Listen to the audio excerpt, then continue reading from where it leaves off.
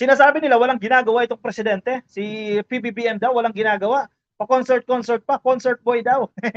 Anyway, Ka-Coffee, ito, para sa mga nagsasabing walang ginagawa, ito may ginawa para matigil na yung criticism diyan. May nilagdaan po itong sa pamamagitan po ng kanyang executive secretary, panibagong order, Ka-Coffee, kung saan tutulungan itong mga informal settlers natin, lalo na po yung mga street dwellers, yung mga nakatira diyan sa kalye, i-enhance po yung mga programa para tulungan sila.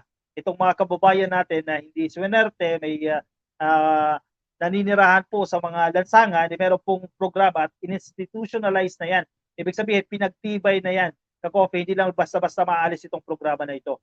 Itong pag-abot program para sa mga vulnerable na tao, ayan, ng programa po ng DSWD. Yan, sabihin nyo naman, walang ginagawa na naman, concert. Ayan, basahin natin yan.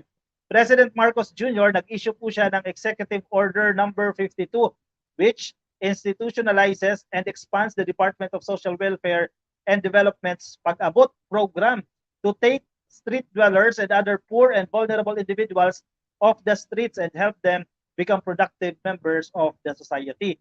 Nag-exist na itong programa na yan, pero DSWD lang. Kailangan kasi dito whole of nation approach magtulong-tulong iba't ibang ahensya ng gobyerno para i-address itong kanilang mga problema, itong mga pangangailangan.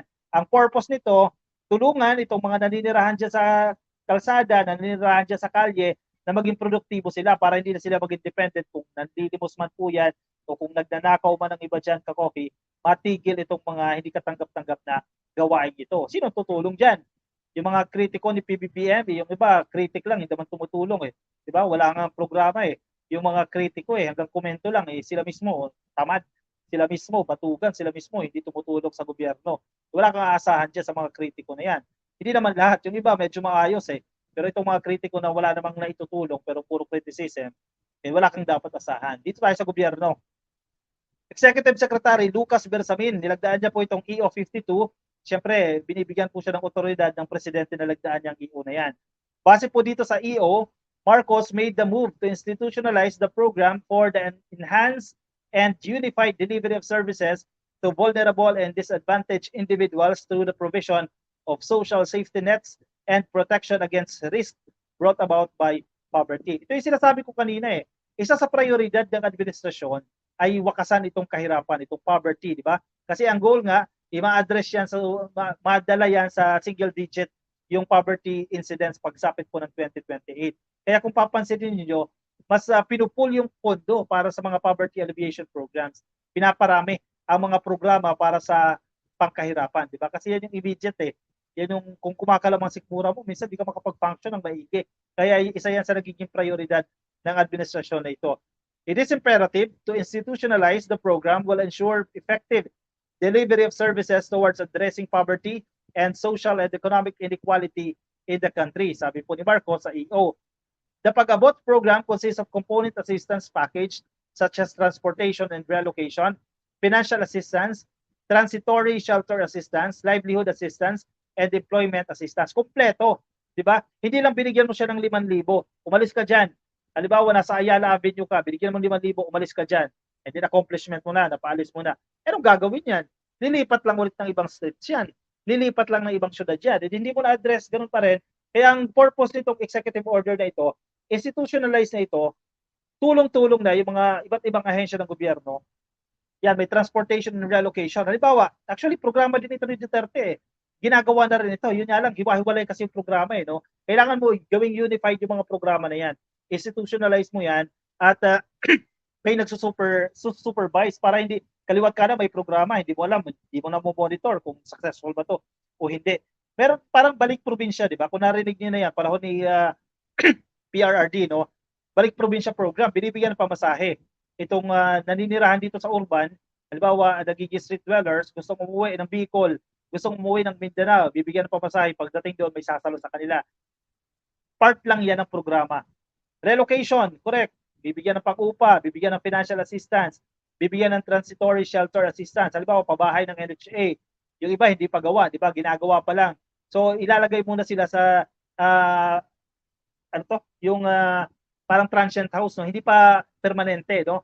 Transitory shelter assistance o kung ano man po yung ibibigay nila diyan. Halimbawa, iba, pinatitira muna sa container vans hangga't hindi pa naaayos. Pero mas decente naman itong container vans, no? Hanggang ilipat sila sa mga permanent residence nila. Livelihood assistance, correct. Turuan sila magtrabaho, 'di ba, sa mga LGUs. Employment assistance, turuan ng skills para hindi forever dependent sa gobyerno. Also included are psychosocial support, capability building of communities and local government units as well as community assistance. Correct. Malaki kasi yung papel ng DILG dito, mga local communities. Kasi may mga poverty alleviation programs din yan eh. Ka-coffee, yun na lang hindi unified eh. Kaliwa-kaliwa eh. Si Community A may ganitong programa, Community B may ganitong programa. Eh bakit magkakaiba-iba tayo? Okay lang din naman yan kasi baka mas effective yan sa isang lugar.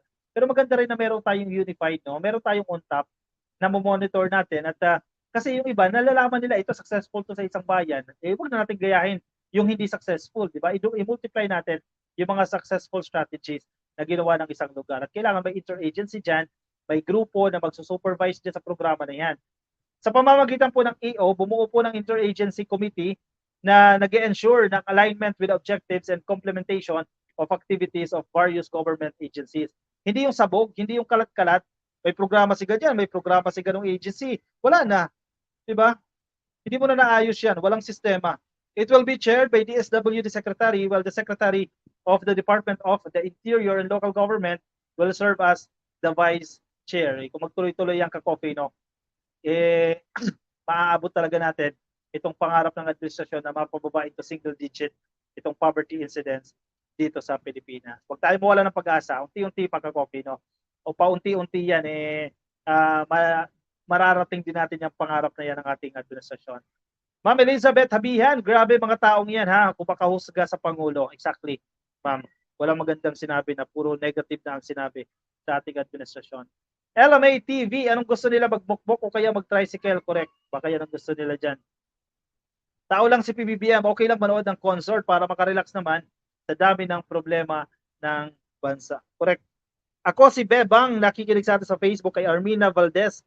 Shoutout po sa inyo. Kay Mike Panaligan, nakikinig din po sa Facebook. Hello po sa inyo. Orchid Pig, yan, party boy daw. Good luck sa iyo, Orchid. Maureen Jane Espiritu, happy viewing po sa inyo. Kay Mike Panaligan, yan, shoutout po kay Armina Valdez. At kay Baybayan Sally Antay Marcos, may 4 na taon pa kayong ampalaya. Yan, correct. Bitter pa yan sa loob ng 4 na taon. Please kayo, di ba? Morning po, watching from Rome, kay Ma'am Armina. Angelito Riboroso, computer nga, bumibigay nga eh, Pangulo pa kaya na ang daming iniisip para sa bansa kahit pamadaming trabaho sa bansa, Lods, kung may utak DDS sa bansa na tamad, na umaasa lang sa gobyerno, SOS. Correct. Mike Panaligan, no? Salamat sa shoutout ka, Coffee. You're welcome, Mike Panaligan. Yung ibang kritiko dyan eh, dependent din sa gobyerno, di ba? Tumatanggap ng 4Ps. Tumatanggap ng skills training, tumatanggap ng mga ayuda ng assistance sa gobyerno. Pero sige, bira pa rin ang bira. Hindi nila alam kung kanino galing yung natatanggap nila at napapakinabangan. Huwag naman ganoon. Diba? Anyway, sige. Ang haba ng live stream natin. 51 minutes and 50 seconds, no? Ako yung magpapaalam na sa inyo. Maraming salamat sa pagsama sa akin ngayong araw ng Sabado. Thank you, Coffee. Mamaya magkita-kita ulit tayo alas 10 ng gabi. Yan, mag-live stream ulit tayo mamaya alas 10 po. At tabay lang po kayo mamaya at kita-kits ulit tayo. Baka hindi ka pa naka-follow sa ating Facebook page, yan, pasuyin na lang ka-coffee, click yung follow, just task. At kung nasa YouTube po kayo, ay i-click lang po ang subscribe. Maraming salamat po sa inyo. Ingat po kayo. Bye-bye.